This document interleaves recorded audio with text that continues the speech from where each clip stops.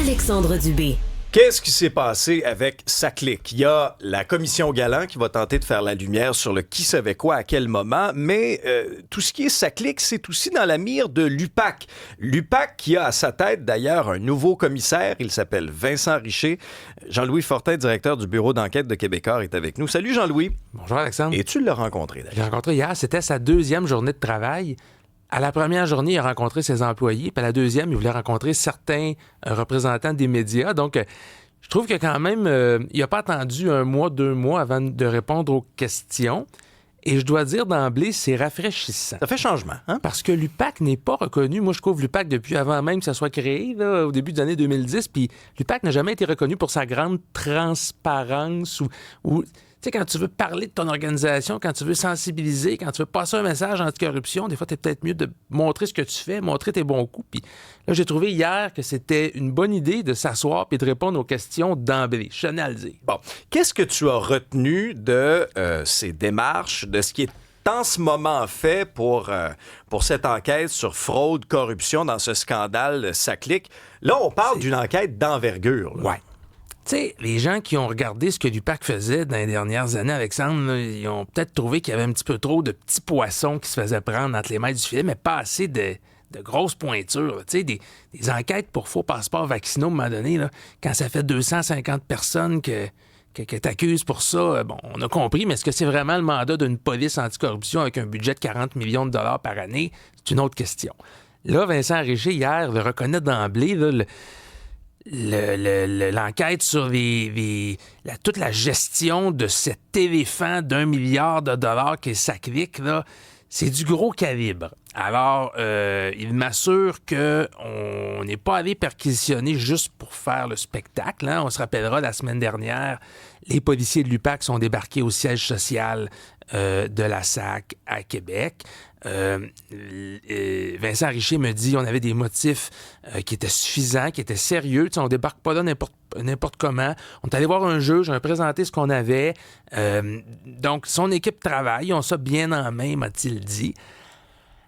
Reste à voir maintenant si c'est un dossier qui pourra débloquer sur des accusations criminelles. Je pense que la commission Galland fait un bon travail de démontrer qu'il y a eu, bon, est-ce qu'on peut appeler ça laxisme? Est-ce qu'on peut appeler ça gestion douteuse de la part de certains responsables? Laisser aller, je te laisse trouver le qualificatif. Mais entre ça puis fraude, corruption, pot de vin, tu sais, entre ce qui semble être une gestion déficiente et un crime, il y a un fossé. Il y a une marge. Et c'est là où l'enquête de l'UPAC va permettre de montrer est-ce qu'il y a eu des crimes qui ont été commis de la part d'un fonctionnaire, de la part d'un consultant. Présentement, évidemment, il faut laisser les enquêteurs faire leur travail, là. Mais rien n'est dit que ça va déboucher. Tu parlais tantôt des petits poissons seulement là, qui étaient pris par l'UPAC. L'autre gros problème, je pense, dans l'opinion publique, c'était les délais. Ça finissait plus de finir, ça aboutissait pas bien des enquêtes de l'UPAC. C'était long. Là, on va avoir des résultats quand, ça?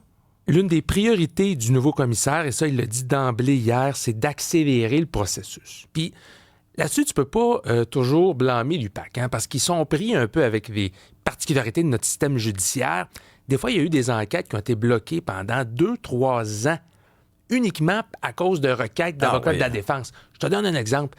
S'il y a un suspect puis tu perquisitionnes son ordinateur, et là, il y a toutes sortes de privilèges. Hein. La charte garantit, par exemple, que tes communications avec ton avocat ne peuvent pas être épiées par les policiers.